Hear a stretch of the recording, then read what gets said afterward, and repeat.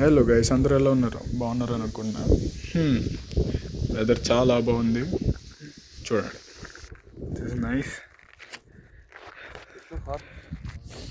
So వచ్చా అనమాట పరిగెత్తడానికి. ఈరోజు అలా పొలాల్లో పరిగెడతాం,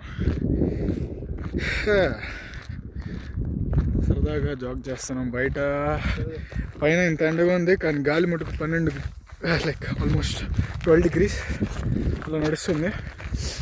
పక్కన పరిగెడుతున్నాడు అలా. ఇప్పుడు నేను పరిగెత్తాలి. అండ్